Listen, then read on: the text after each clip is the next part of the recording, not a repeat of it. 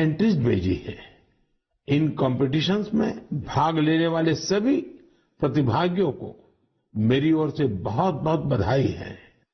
आप में से हर कोई अपने आप में एक चैंपियन है, कला साधक है। आप सभी ने यह दिखाया है कि अपने देश की विविधता और संस्कृति के लिए आपके हृदय में कितना प्रेम है। साथियों, आज इस मौके पर मुझे लता मंगेशकर जी, लता दीदी की याद आना बहुत स्वाभाविक है, क्योंकि जब ये प्रतियोगिता प्रारंभ हुई थी उस दिन लता दीदी ने ट्वीट करके देशवासियों से आग्रह किया था कि वे इस स्पर्धा में जरूर जुड़े। साथियों, लोरी राइटिंग कंपटीशन में पहला पुरस्कार कर्नाटका के चामराजनगर जिले के B.M. मंजुनाथ जी ने जीता है। इन्हें ये पुरस्कार कन्नड़ में लिखी उनकी लोरी मलगू कंदा के लिए मिला है।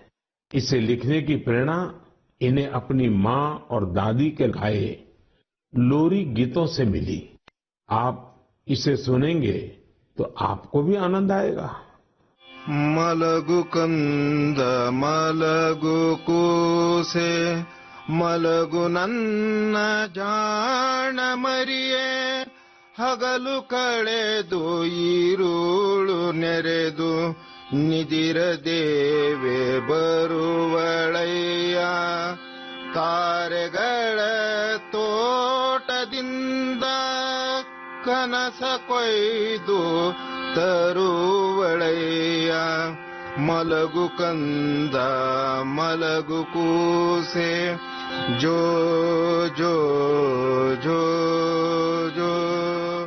असम में कामरूप जिले के रहने वाले दिनेश गोवाला जी ने इस प्रतियोगिता में सेकंड प्राइज जीता है। इन्होंने जो लोरी लिखी है उसमें स्थानीय मिट्टी और मेटल के बर्तन बनाने वाले कारीगरों के पॉपुलर क्राफ्ट की छाप है। कोहार कोकाए मुनाती अनीसे मुनाती हसेनो की खुली साई देखिलो कोहारोर मुनाती मुनाते হাসে বানবাতি আমারে মইনাই কহার খুধি সাই কিনুই বানবাতি। गीतों और लोरी की तरह ही रंगोली कंपटीशन भी काफी लोकप्रिय रहा। इसमें हिस्सा लेने वालों ने एक से बढ़कर एक सुंदर रंगोली बनाकर भेजी। इसमें विनिंग एंट्री पंजाब के कमल कुमार जी की रही। इन्होंने नेताजी सुभाष चंद्र बोस और अमर शहीद वीर भगत सिंह की बहुत ही सुंदर रंगोली बनाई। महाराष्ट्र के सांगली के सचिन नरेंद्र अवसारी जी ने अपनी रंगोली में जलियांवाला बाग, उसका नरसंहार और शहीद उधम सिंह की बहादुरी को प्रदर्शित किया। गोवा के रहने वाले गुरुदत्त वांटेकर जी ने गांधी जी की रंगोली बनाई, जबकि पुडुचेरी के मालातिसेल्वन जी ने भी आजादी के कई महान सेनानियों पर अपना फोकस रखा। देशभक्ति गीत प्रतियोगिता की विजेता टी विजय दुर्गा जी आंध्र प्रदेश की हैं। उन्होंने तेलुगु में अपनी एंट्री भेजी थी। वे अपने क्षेत्र के प्रसिद्ध स्वतंत्रता सेनानी नरसिम्हा रेड्डी गारू जी से काफी प्रेरित रही है।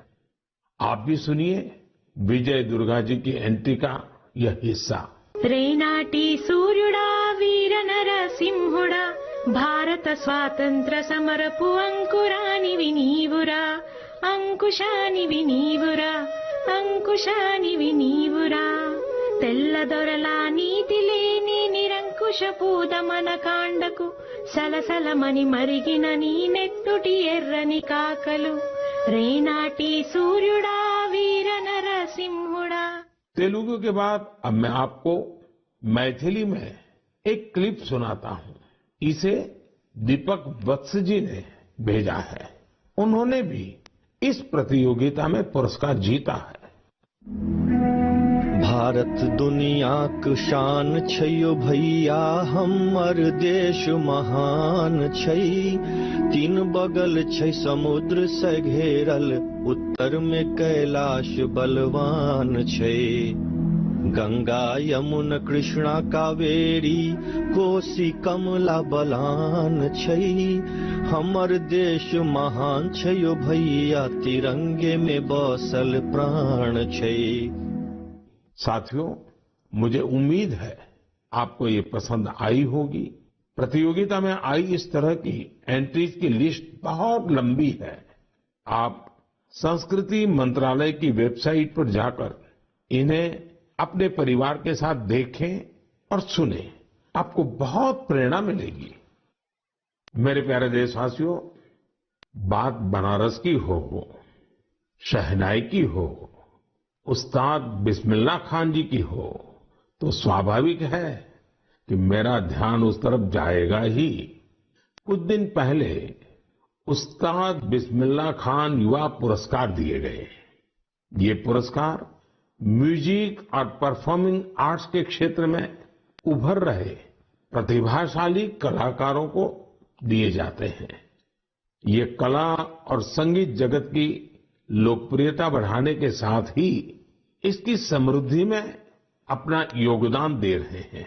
इनमें वे कलाकार भी शामिल हैं जिन्होंने उन इंस्ट्रूमेंट्स में नई जान फूंकी है जिनकी पॉपुलैरिटी समय के साथ कम होती जा रही थी। अब आप सभी इस ट्यून को ध्यान से सुनिए।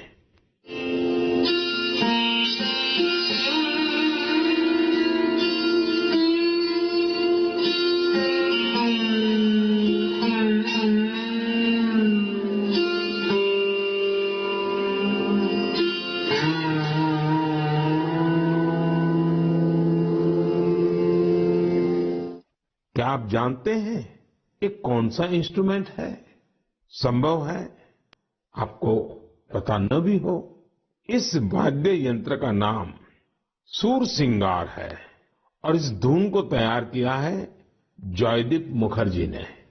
जॉयदीप जी उस्ताद बिस्मिल्लाह खान पुरस्कार से सम्मानित युवाओं में शामिल है।